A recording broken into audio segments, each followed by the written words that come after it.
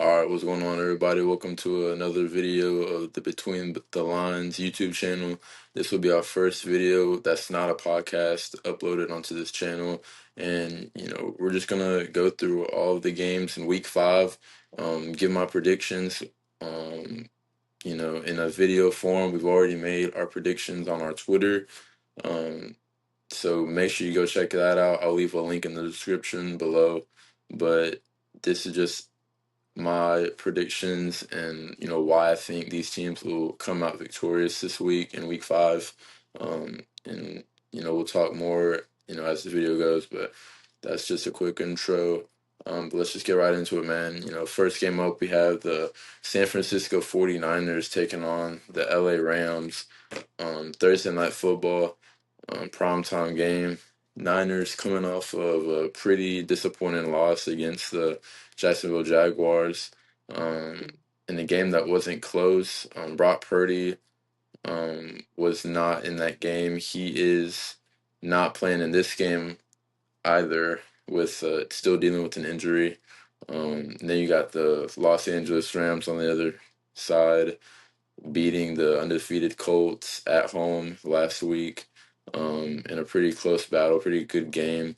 But in this game, I'm going to be taking the Los Angeles Rams to continue their momentum. I just think the 49ers, they've been derailed with injuries as well.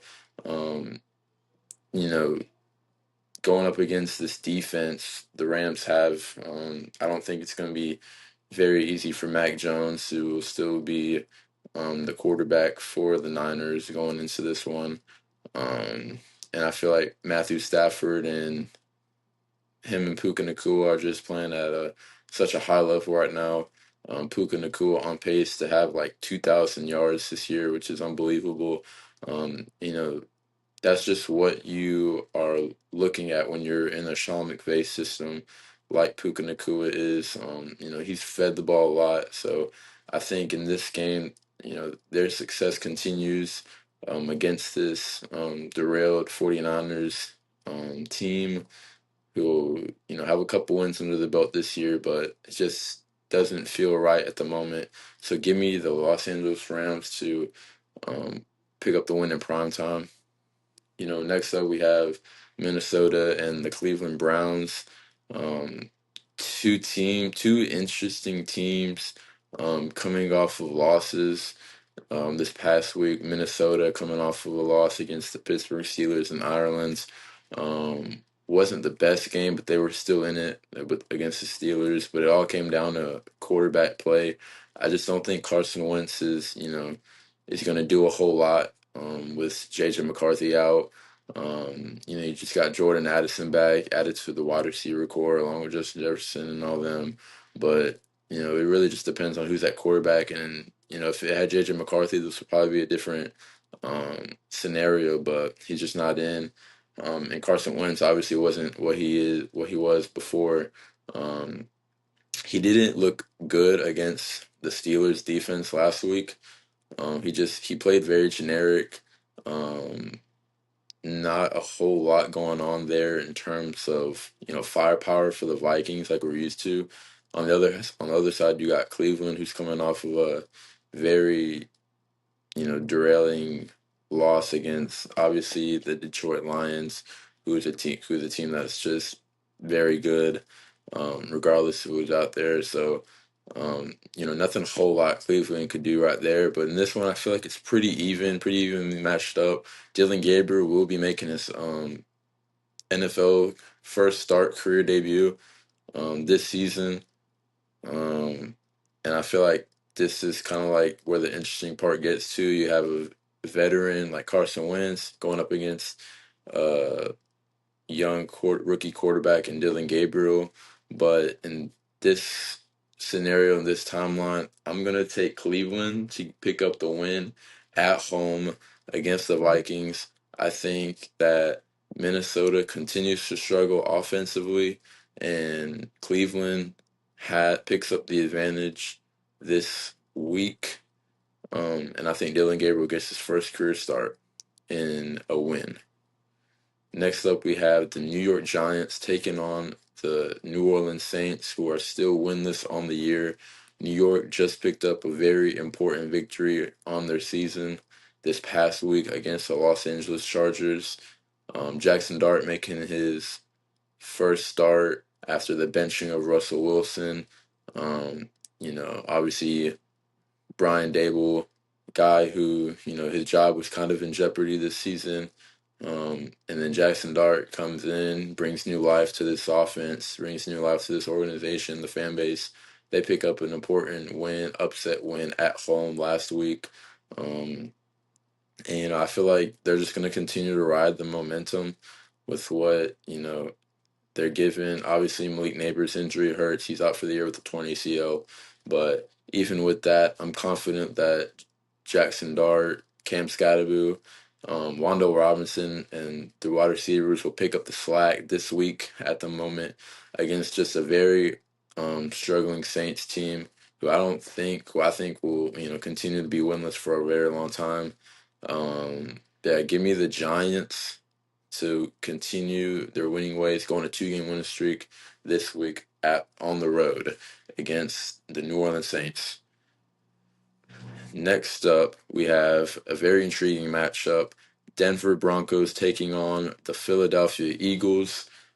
Denver cruising to a win against Cincinnati this past week on Monday Night Football. Very impressive showing from them. Both sides of the ball really impressed me. But this is one of the matchups where you have Bo Nix. Can he? These are one of the games where it's proven. Can he continue to prove he's our franchise guy? Going on the road in a tough environment like Philadelphia.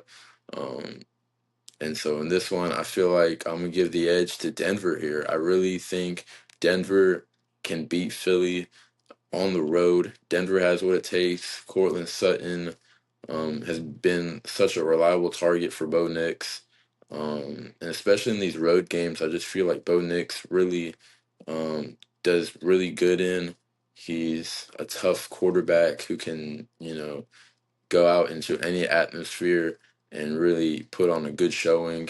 Philly, undefeated, obviously probably very favored to win this game by most, but I think Denver has what it takes to come into Philly and upset the Philadelphia Eagles. I'm not saying it's going to be a blowout, but it'll definitely be a very close game towards the end. I wouldn't be surprised if it came down to a field goal.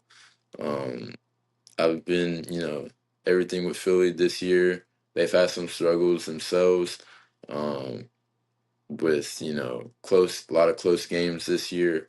But I think it's going to continue this week. But give me Denver and Bo Nix to take out Philly this week on the road. Next up, we have the Houston Texans taking on the Baltimore Ravens, who are absolutely depleted with injuries. There's just so many guys that were hurt last week against Kansas City. Lamar Jackson's with a hamstring injury. He's not going to be playing for a couple of weeks. You got their star defensive tackle in Mbake, Kyle Van Noy, Patrick Ricard. You got two corners out, Marlon Humphrey, Nate Wiggins, Roquan Smith. All of them guys are going to be out for this game. And that's just really, that just sucks if you're a Ravens fan. Texans, on the other hand, getting the first win of the year last week against Tennessee, who are winless on the year, beating them 26-0. And I think Texans have the upper hand in this one. Even with their struggling O-line, I just feel like they have enough talent, enough guys to pull out this win on the road against just a depleted Ravens team right now at the moment.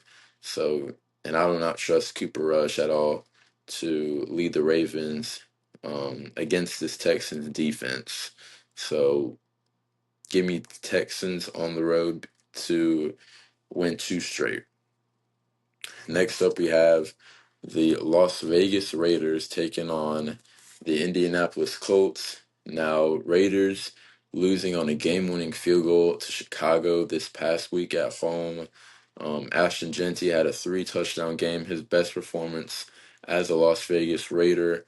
That was a very good defensive game from both sides. from both teams. Raiders um, just lost very heartbreakingly um, on a block field goal. So, that stings. But then you have the Colts, who I mentioned earlier, lost against the Los Angeles Rams on the road. They didn't play a bad game. They were in it the whole game, but it just came down to who was the better last minute team between the Colts and the Rams. But this game should be fun. I expect a lot of points to be put up in this game. I think Geno Smith, who has been struggling to start this year, I think this is a game that he could really light up the scoreboard, an AFC showdown. Um, but I think overall, I think the Colts are a much better team. I think defensively, um, the Colts will pull out more stops when it matters. I think Daniel Jones continues his success at home this season. So give me Indianapolis to beat the Raiders to continue their phenomenal start to the season. Next up, we have the Dallas Cowboys versus the New York Jets. Cowboys not losing, tying with the Green Bay Packers 40-40 this past Sunday on Sunday Night Football in a very um, high scoring affair. They go up against a team like New York. New York, very struggleish to start the year. They losing this past Monday night against Miami, um, and against a team who didn't have Tyreek Hill for a lot of the game with a torn ACL. Obviously that hurts, but it was also an advantage towards the Jets, given that they didn't have to worry about another speed threat like Tyreek Hill. But Aaron Glenn, there's times where he's shown glimpses of, having, these moments of, are the Jets going to win this game? Or, does he have them ready to play? And so far, I just don't see it at the moment. Obviously, they had that moment against Tampa a couple weeks ago where you thought, maybe they could pull that one out on the road against a, playoff team like Tampa, but they couldn't.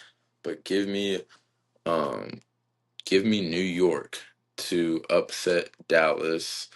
I think this is where their losing streak ends. I think Dallas, um, very, upset, wasn't able to get the win. Um, but I think the Jets overall will play better defensively in order to win this game. And that's really what it comes down to with this Jets team. I think Justin Fields um, is going to have a lot of opportunity to use his legs this game against the struggling Cowboys defense, um, who I think is almost close to dead last, if we're being honest. Um, so he's going to have a lot of opportunities. Jets will absolutely look to run the ball a lot this game against this Cowboys run defense. So give me Aaron Glenn to get his first win as a coach with the New York Jets this week. Next up, we have Tampa Bay versus Seattle. This is a very interesting game. Both really good defenses. You have Mike McDonald with the Seattle Seahawks going up against Todd Bowles and this Tampa defense. Both teams really playing well this year. Obviously, Tampa losing this past week to um, Philadelphia, but they ended up coming back in order to make it competitive after a slow start.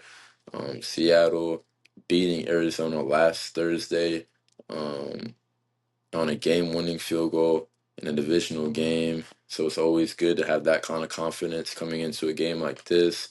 Um, but I think, and it's also a battle of the ex-Carolina Panthers quarterbacks between Baker Mayfield and Sam Darnold overall, who are both having pretty good years to start the season. But I think Tampa, even with multiple guys out, like Chris Godwin, Mike Evans, who's going to be out for a couple of weeks still, um, and Baker's been relying on Emeka Ibuka, who's a rookie first rounder out of Ohio State, and I think that's just not going to be the case this week, going on the road against in this tough environment. So I think Seattle gets the win. I think Seattle's defense will play a factor. Um, I think they will get to Baker Mayfield to force him to have some turnovers. I'm really impressed with what Mike McDonald is doing in Seattle. So give me Seattle for the win. Next up, we have Tennessee Titans versus Arizona. I think um, this is a no-brainer. I think Arizona is the more complete team at the moment. Tennessee just doesn't look very well, even though Brian Callahan gave up the play calling. They still had 0 points last week. And I understand, rookie quarterback Cam Ward, obviously not in the best situation at the moment, but it's just only going to get worse from here. I think Arizona is just the better team, so give me Arizona on the at home to beat Tennessee. Tennessee continues to be winless. Detroit versus Cincinnati. Detroit, very high powering scoring offense against the struggling Cincinnati defense. This is not even going to be close. They might score 50 plus points this game. So give me Detroit. Washington versus the Los Angeles Chargers. Jaden Daniels, I heard, has practiced this week. I think he's going to be a full go in his return. He's going up against this Jesse Minter defense who struggled against the Giants this past week in the loss. This is a very interesting game. I think it could go both ways, for being honest, but I think Los Angeles will pull out this win. Justin Herbert, I think he's gonna I think he's gonna play better than Jaden Daniels, and I think he's just gonna have a good game. So give me Los Angeles at home against the returning Jaden Daniels. I don't think he's gonna be 100% to start to come back in this game. But give me Los Angeles. Sunday night football between New England versus Buffalo. New England coming off of a very dominant win against Carolina this past week. Obviously, the defense played well. We got Christian Gonzalez back, who played very well as well. And then, divisional game against Buffalo. Buffalo at home. And I'm going to go with Buffalo here. I think anytime the Bills play on Sunday Night Football, it always feels like a guaranteed win. So I'm gonna take Buffalo. I think Josh Allen. I think it's gonna be a closer game than many are predicting. I think Josh Allen's gonna win this game for Buffalo with his legs. So look out for that. Give me Buffalo to get this one. Monday Night Football, Kansas City versus Jacksonville. Kansas City been playing very good ball the last 2 weeks, defensively at least. Patrick Mahomes played very well, almost 5 touchdown passes last week. Even though it's against a very depleted Ravens defense, still played well regardless. Jacksonville is also having a pretty impressive season so far, 3-1. I think this will be a very good game, but I think it's more lenient towards the more experienced veteran team going up against the very young up and coming team. I think Spag's gonna have a lot of stuff up his sleeve this game defensively. Give me the Chiefs to beat Jacksonville on the road on Monday Night Football in prime time. Give me that, and then last but not least. Miami taking on the Carolina Panthers. Um, with Miami coming into this game without Tyreek Hill, obviously with the torn ACL, will be out for the remainder of the year. Um, and that leads a lot with Carolina and what they have to look at this week. Obviously, their only win this year came from Atlanta, who Michael Penix, left-handed quarterback, I think does Ejiro Evero dial up the same stuff against Tua, left-handed quarterback? Are we gonna look for the same stuff that we saw against Atlanta in the win home opener a couple weeks ago? So I think the game plan obviously changes when you don't have to worry about Tyreek Hill, but you also have two other speedsters, and Devin Achane and Jalen Waddle. So obviously you have to look out for that. But I think with Carolina's corners and Mike Jackson and J.C. Horn statistically are one of the best duo corners in the league. I think they will be able to hold their own against whoever is lined up against them. Now, I'm not trusting a whole lot in the Panthers defense this game. I'm going to keep my expectations low. I don't think we shut out Miami like we did Atlanta, but I do think without Tyreek Hill, the Panthers find a way to win this game. We played much better at home. If this was in Miami, I think I would have picked Miami, but in this game, I'm taking Carolina to beat Miami. I think Tua is going to throw multiple picks this game. So give me Carolina to beat Miami to improve the 2-3, potentially get something going in their season. And that's really all we could hope for this game. So, guys, that's my game predictions and why I think these teams will win. Um, Thank you so much for watching, and please leave a like on this video, share, comment, do whatever. Thank you. I'm out.